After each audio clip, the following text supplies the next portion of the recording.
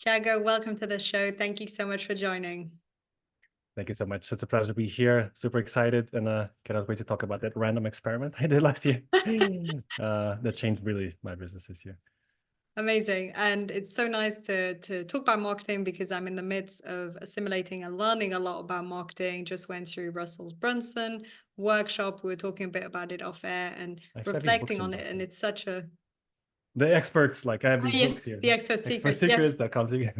That's literally on my reading list. I'm planning on reading his 4 books this summer. So this is bang on point. But to begin with, one of the things that I read in your bio is that you said that you filmed 120 videos over the course of 120 days as part of a YouTube challenge. And I'd love you to share, how did you manage that consistency, the creativity, that entire process? Well, I was inspired by Mr. Miles Beckler. He's one of the good guys of internet marketing from the US. And he basically said, you should do something for, he said 90 days. I just went over it because I don't know, just because I wanted to be to overcome it. So he said, do something that keeps you uncomfortable for 90 days so you can gain a new skill. And like, I was like, this is a brilliant idea. I want to accelerate my process here. I was still at Google, actually. I was still working there. I started with a 90 blog posts in 90 days on my blog. That's how I, started creating my own, basically becoming better at the craft of writing, because I never felt like a creator. And this was a great way to break that silly belief that many of us have. Yeah, I just announced to the world, okay, I'm gonna start creating 90 blog articles in 90 days. Told my wife, my friends, and it kept me accountable. Not only because I was having a specific time frame challenge, but also because I told others. And then I started seeing how easier the process was starting to become after many days. Of course, it was hell. Writing is very hard, but I did so even during holidays and down periods, and that basically ramped up my career. I gained this new. I think it gave me a skill of becoming patient, and just going with the flow, doing the work, and not thinking immediately about the immediate result, which is a huge trap we all have at the beginning. And that helped me at the beginning to become, okay, let's be patient. Let's just do it until something happens, and not if something happens now immediately, or I'll try something completely different. Even though I still fell in many ways, shiny object traps after that. But yeah, then I did that YouTube thing on YouTube videos, 120 videos on YouTube. Insane. I always thought I was not someone with skills of presentation skills or anything. I wouldn't panic in presentations at work. But I did the first video, was awful. The second video was terrible. Third video was it's okay. And then you get at the momentum. But the fact that we're doing every day, it starts building up your own momentum basically. And at some point, okay, I found my voice. I think it was at around video 30 that, okay, this is starting to getting more comfortable and I'm getting a new skill. But it would have never happened if I just did one video here, a video next month. It's super. I don't know, if you want to gain a new skill quickly, I think it's the best approach. 90 days in a row of any skill and constant improvement on the previous ones. I think it helps when you don't just do it, although that probably helps. But if you think, okay, in the previous video, in the previous Yes. article, maybe I use these words too much or not enough, and then you learn that and you put it in place for the next. So there's a feeling of growth and a feeling of progress. Like you said, on video 30, you could feel that you've progressed. I love this. And you get immediate feedback, because you're publishing, you're going live, right? You're shipping it. And I got some comments like, people like this, and more views on this. Okay, let's talk more about this topic and less about that one. So yeah, it's so many wins you can get out of it. Ship your work, right? Says go. Ship. The term shipping, I always think about Des Godin. One of the Just things ship I it. learned through Des was that he talks about juggling and throwing the balls in the air as when you attempt to do things in your business, but you don't know if it'll work out. Instead of getting all hooked up on the results and the outcomes, you should just try things. So ship that work. You just throw the juggling balls, and the catching takes care of himself and itself. And this is what I reflected on when I was going through a really tough business part in my business. I used to think, okay, I'm just juggling, I'm throwing the balls in the air, try this, try this, try this. But of course, then it can lead to burnout if you overdo it, right? You can't throw Absolutely. too many balls in the air at the same time. But at least continuous action and progress and consistency, which is also what you did. Absolutely. I think it should be every new entrepreneur should have this lesson ingrained in their mind. I wish I had it immediately, but it really is the biggest trap that makes most people quit, right? They start something, it doesn't work immediately, they try a different thing, never allowing themselves to reach we need a specific, how to say, not a momentum, but like there's a threshold of of pressure, of energy that at some point, okay, it starts working. But you only get there by doing a lot of things in a row, right? Consistently, like you said. Yeah. Yes, consistency, patience, perseverance, constant improvement, and almost yeah, very consistent, like you said, the 90 days or the 120 days in your case. And this leads us actually to that experiment you wanted to talk about, which is that you got booked on 67 podcasts in 4 months. Yeah. I don't recommend anyone, by the way, to do it. I basically closed the blinders, locked myself in the office, just doing a lot of all of this. But yeah, I think that that habit I got from the 90-day challenges and 120-day challenges is what sparked that experiment, because I basically I bought a coaching program, one of my mentors, and he told me that okay, podcast guesting is an amazing way for you to create a big network of amazing hosts, and use referrals to increase your your sales quickly. So I thought, okay, this is perfect for me, because I hated I was already kind of burned out of creating content, video content, like 120 videos, and then I kept doing it, and I created live Facebook groups. So I was in this hamster wheel of content, and I was like, okay, it's enough. I don't want it anymore. So this just sounded perfect for me. Okay, no content, good old referrals, networking. So I did it, and I did it obsessively. So for 4 months, I didn't do anything else. Booked myself for those 67 podcasts. Of course, not all of them were recorded. I still have some being recorded at this point after almost 7 months. But it gave me an amazing insight into what works, what doesn't, like how to become an amazing guest. I did all the mistakes possible, of course. I was just rambling. I was just I don't know, doing all the mistakes possible, and I was also getting a lot of feedback from podcast hosts, because I was having those pre-interview chats. Some hosts ask to talk about, check if you're a good fit or agree on kind of what topics are.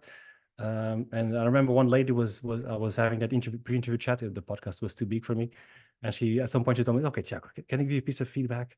You're just giving advice. You don't have. You're just another one in the same pack. You're not saying something that makes you stand out. You don't have a proprietary framework. You're not telling your origin story in a way that's compelling. So, God, okay, let's take note of all of this." So I kept going, kept iterating, and at some point, I was also publishing all my interviews on LinkedIn, because I have to expose all this initiative that I'm having. And some people approached me asking, Tiago, what the hell are you doing? You're suddenly everywhere. Can you show me how to do it? And that gave me oh, okay, this is maybe the market is telling me there's a need here, and I could add value through my previous experiment. And yeah, that's what sparked this idea of creating this business. And it's interesting because those interviews were being published, but one of the hosts sent me an email saying, "Yeah, here's the file interview for you to share with your social media followers. But also here are 5 reels that you can use of interesting parts of the interview to share with your audience." I was like, "Oh my God, this is gold! It's like free content created from me, extracted from me, basically through a conversation. My most authentic, genuine." Content that I could ever produce. It's very different than staring at a camera and trying to be interesting and cool and awesome while we're having a conversation. Is a completely different vibe. You can be yourself, you can be relaxed, and so that's why I call it, this is a dream marketing scenario, right? Because you don't have to create content. Some people spend 1 hour trying to create the best reel for Instagram, while you could be having the same hour, you could have a chat like we're having here.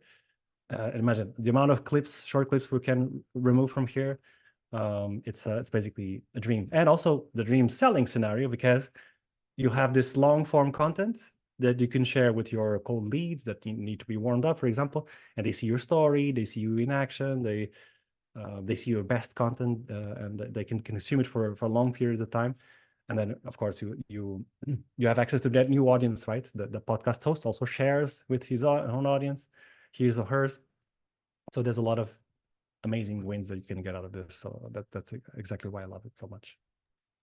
It's beautiful. And also, one of the other aspects that you mentioned when we spoke a bit before the beginning of the interview today was the network, because I've met so many amazing people through my podcast, people that I would never have connected to or spoken with if it hadn't been for the podcast, and the learning also. And this is more from the podcast host perspective. As a podcast guest, great network, sales, being authentic, connection.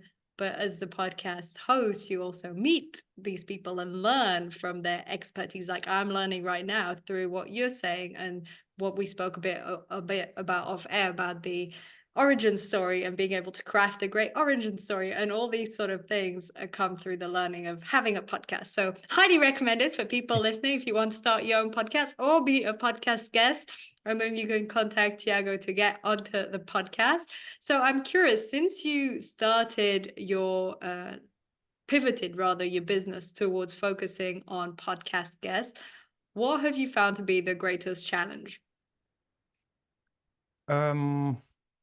That's an interesting question. So the biggest challenge at the beginning was, of course, to validate my own method, because I did it all myself first. It's a bit different than trying to, because basically I now have done for you service, what I pitch my clients to go on relevant podcasts.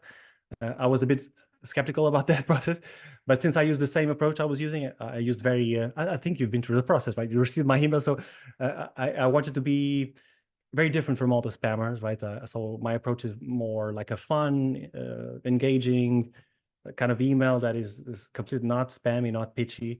I even say like in the liners, like the pitch is coming, hello, attention, here it goes. And also make sure I listen to a bit of an episode to to create some connection with the host, so he's not just a random guy pitching me again. But yeah, the process worked the same way. Basically, I have the same kind of success rate, basically, on all the pitches I do, and I'm increasing my network because it will make my life easier, of course. But the first challenge was that one. Okay, this is working.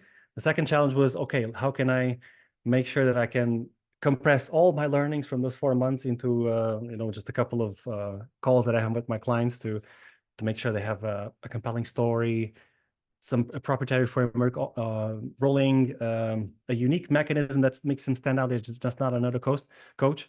That was a bit challenging at the beginning because I'm almost reframing the way they position themselves, not only for podcasts but for any other kind of positioning. So it was a bit hard. The client that we worked together with, one client, he was actually one of my first ones. It was not easy to go through that process. But at the end, we managed to, we created a very cool story that we were not expecting to create, because sometimes you find details of your story that you only find when you actively thinking about different stages of your life and etc. So it was very interesting part. And also because he also didn't believe very much in kind of having these frameworks. It's very coachy, But I told him, no, it's your process. It doesn't have to be something that like a factory. Like he was not very happy with that. But we managed to turn it around and make it still very compelling, still very interesting. So I think those two areas were my biggest obstacles. So first to pitch for clients, and then to basically reposition my clients way they show themselves to the world. Yeah. Yes, and I remember receiving the emails where you pitched this specific guest that came onto the show. And it's true what you said, the personable approach when you actually said, I listened to this episode and we were discussing this aspect, and it was very detailed. And then there was also humor, right? Like the pitch is coming, etc. And I always read my pitches for guests. I shouldn't say that on the show, right? But I do, and I check. And what I liked most is to ask for at least a video, because I can tell instantly what the person is talking about, their style of speaking, and I can make quite fast decisions based on video. If it's lots of text or lots of links to podcasts I'm supposed to listen to, that's way more time consuming. What I did at one point was keep all the podcast guests that were recommended to me in one big folder on my email. And then one day I just went through all of them and sort of yes, no, yes, no, yes, no. But I do like it because then you meet certain people that you would never have met You wouldn't before. have, yeah. And some are great pitches and really interesting people. So it's a privilege. Amazing, amazing. So now this is your full-time business and you focus on helping people to get booked on podcasts. And how do you feel this differs? So you already said you get shorts and content from it, and people maybe reach wider audiences. But what else do you think makes this method stand out compared to usual, maybe just email marketing or social media marketing? What's so special about podcast guesting? So yeah, the multiple wins you already mentioned, the access to new audiences in basically it's earned media. You don't have to. I mean, there are some podcast hosts that actually charge for episodes, but that's the minority. Is like, I don't know, 2% of them. You don't need to do that. There's a lot of podcasts available out there and with amazing people. Access to new audiences, then the repurposing of the content of your most amazing, authentic content that you can do.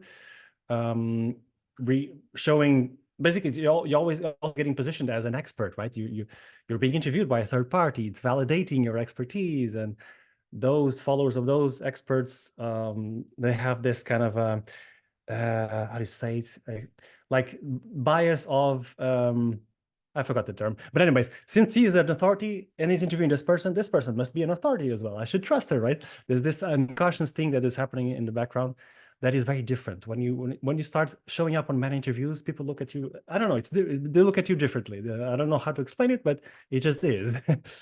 So they have that's authority and leadership that is shown to the market.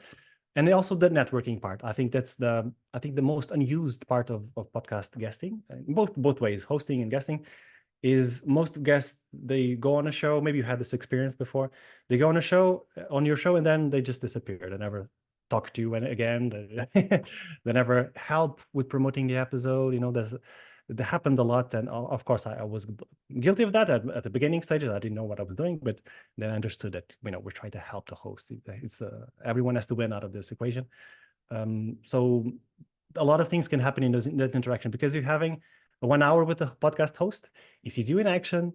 Here's your story. Here's the way you work. Here's your examples, etc.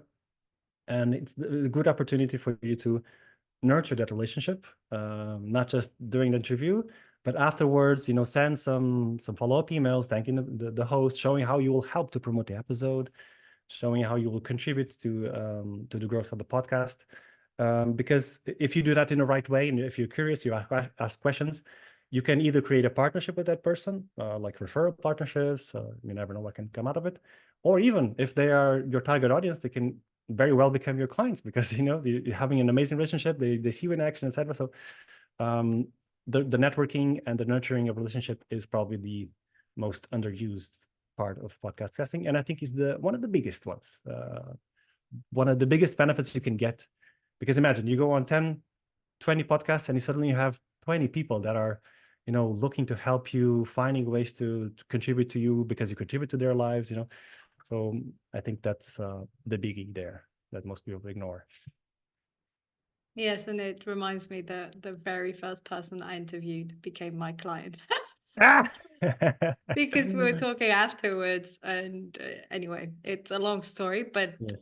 it ended up being a coaching relationship and a wonderful client that I worked with. And that was my first podcast episode where I invited him on the show. Also, I think people, when they're invited to talk on the podcast, they also feel it's a privilege. So they're in a safe environment, they feel happy and they think a bit differently. And that led us to have a deep conversation after the podcast, which led to the coaching relationship. So it's, yes, a lot of things can happen, and many other relationships and connections have happened since then, of course, but that was a good starting point.